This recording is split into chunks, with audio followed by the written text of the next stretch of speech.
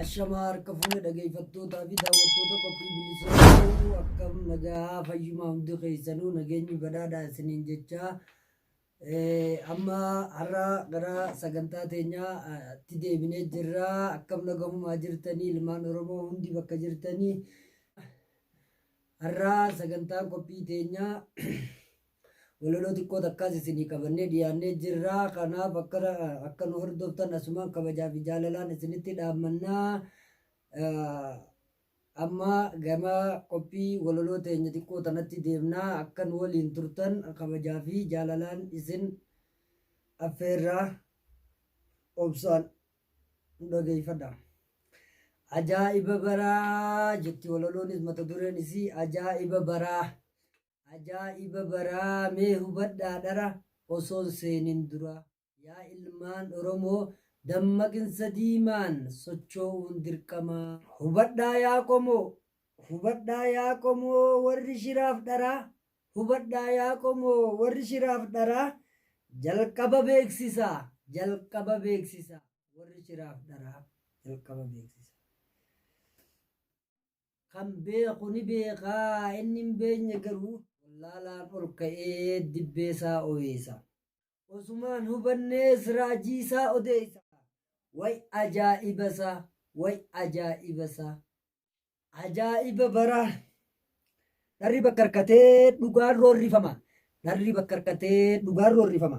Kunis barraajuma, kunis barraajuma, kunis barraajuma. Ajaa'iba dharaa.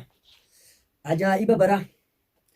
Akkamiin beekamaa uumaan ilma namaa, akkamiin beekamaa uumaan ilma namaa osoo isaa yaadduu sijjeesuuf cinqama, osoo isaaf yaadduu sijjeesuuf cinqama. Kunis barbaasuma, kunis barbaasuma. Ajaa'iba bara.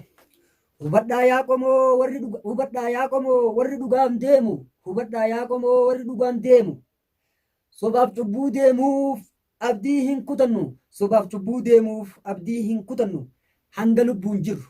Hanga lubbuun jirru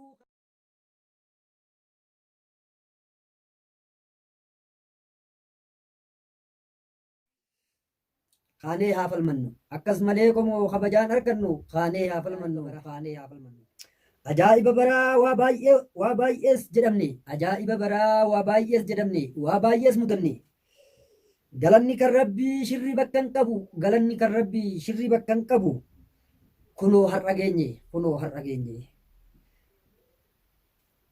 Kana yeroon ju'uus xumuramee miti. Kana yeroon ju'uus inni raawwatame jechuu kootii miti. Kana yeroon ju'uus kan dabreef galata. Kan hafeef hidhannoo daran jabeeffata. Kan hafeef hidhannoo daran jabeeffata. Kaanee haa falmannuu falmachuu furmaata. Walaloo tantootii asirra dhaabbata. Dheertuudha garuu itti fufaa yeroo biraatiif akka nu hordoftan asumaan isin walaloo teenyaa itti fufaa. Walaloo dheertuudha. Kaati gaadamurree yeroodha. Walaloon teenyaa tunis walaloodha. Akkasii akka nu faana turtan asumaan isin beeksifnaa. Maqaan koos Murataa Obsaatiin jedhama. Akka asumaan fuula kanarratti nu hordoftan isinitti dhaammannaa. Yeroo kana jennu viidiyoo teenyaas jala seentanii laayik keessan nu kaa'uu hin dagatinaa isinitti dhaammannaa. Bilisoo shaf jechuun kan keessanii kan uummata Oromooti. Akka hordoftan isinitti dhaammannaa. Warri nu hordoftan yaada qabdan akka nutti hin qusannees asumaan isinitti dhaammannaa.